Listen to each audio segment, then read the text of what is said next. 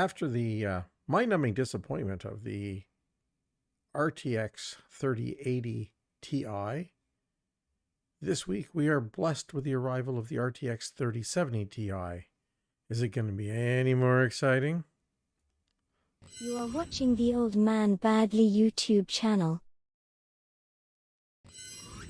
So I popped over to Tech Power Up. Tech Power Up's a site I go to fairly often, mostly because they have reasonably reliable technical information that seems to match product to product. Like, you can compare things and they actually make sense. And they've got the preliminaries up for the RTX 3070 Ti. And these are preliminaries, obviously, because the review embargo is still up until, for another 12 hours, I guess, something like that. Anyway, the 3070 Ti is coming for release on June the 10th at some point in the day. I'm assuming 9 a.m. Pacific or something like that. That seems to be the common time these days. And so they have a fairly decent little rundown of the specs.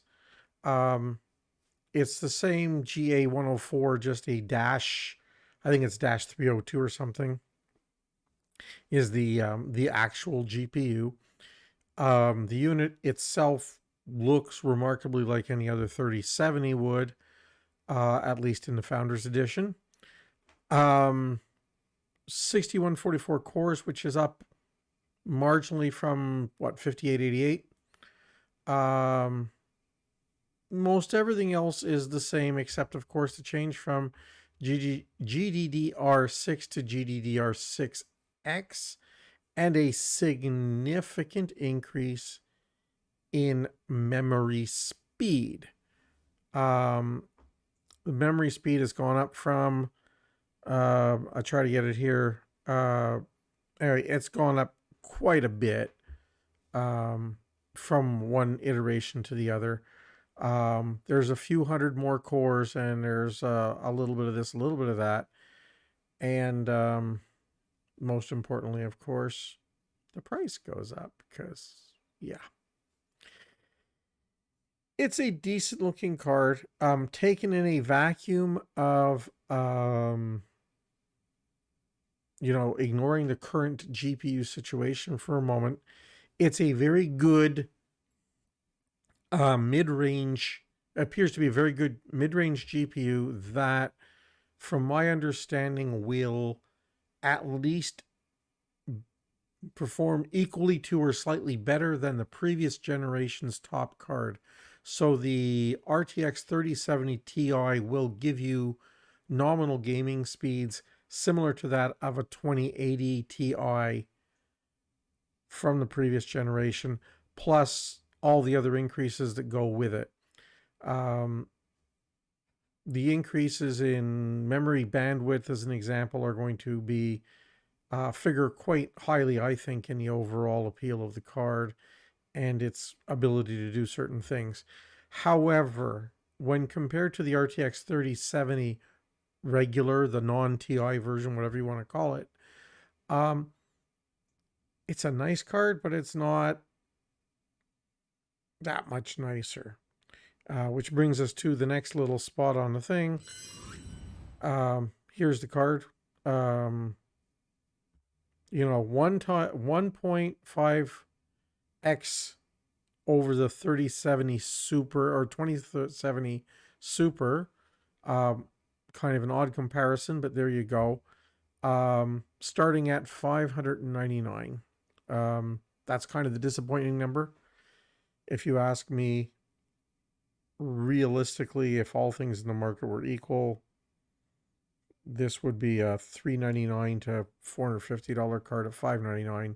It's the high end of the market, but NVIDIA is doing the same thing basically that they did with the 3080 Ti, which is they're pricing it at the top of the market, knowing that the scalpers are going to take this card and they're going to sell this card for $1,000, $1,100, $1,200, $1,300. NVIDIA is at least trying to make a couple of $100 more for themselves and or their board partners by giving them a little bit more headroom to work in. That's the negative. That's negative number one. Okay, let's put it that way. Negative number one. Negative number two, of course, is that the card does not appear to have enough of an increase in spec over the non-TI 3070 to justify anywhere near the price increase, of course. The understanding I get is performance numbers are going to be in the 6 to 8% from what I've read. Again, there is an embargo on these cards. All of the testing numbers that we're seeing so far are very clandestine and all that. Things that are sneaking out. The cat's paw gets out now and again. A couple of people who perhaps have a slightly lower morals, as we say, are working their way around the embargo, because you have to remember that these cards were in many cases apparently shipped at the same time as the 3080 to the various review sites, etc. In fact, Kyle from Bitwit, I like Kyle, but Kyle's having kind of a rough time recently. He was his 3080 Ti review, he was kind of the dick opening up the box that was shipped to him and pulling out his 3080 Ti and looking in the box and, oh, look, there just happens to be a 3070 Ti here too, but I can't show that to you now. For those of us who've been waiting a long time to buy a GPU, watching them pile up like that is a bit, I think I could say a lot more. Now, how are the reviews for the 3070 Ti going to go? I don't know, but for the 3080 Ti, Steve over here from Gamers Nexus, about lost his shit on it, let me tell you. He's not impressed. Nor were most of the other reviewers. Let's be fair here. The MSRP of the 3080 Ti was ridiculous at $1199. The performance increase was minimal. And it just really didn't work out as well. The idea of the 3080 Ti being almost as good as the 3090 was appealing. The idea of getting a 3090 level of performance for $999 as opposed to $1499 sounded like a really good idea, and everybody was kind of into it. And then NVIDIA went, oh, and by the way, the price is $1199. At that point, it's a huge price increase over what it was and a low performance.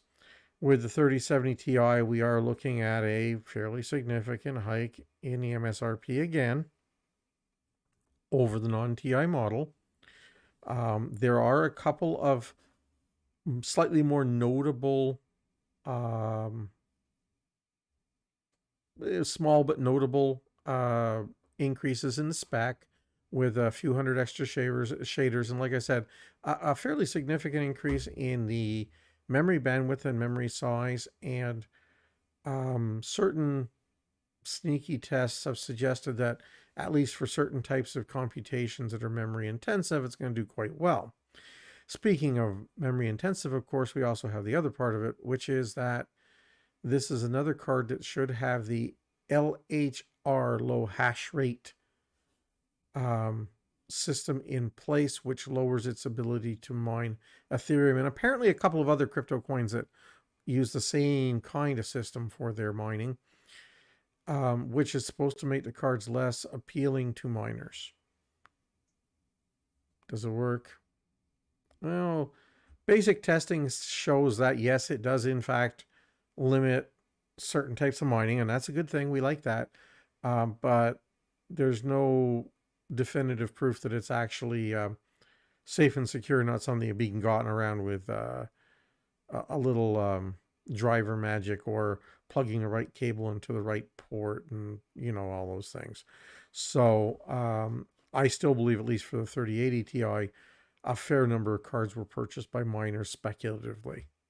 Now, There is a little bit of a bonus in all of this as well, that for the moment at least, the crypto market has leveled out at a point or a value level, especially for Ethereum, where the profits from mining are not really very good right now. It's if you have a regular 3070, my understanding is at this point you're making less than about $100 a month for your efforts.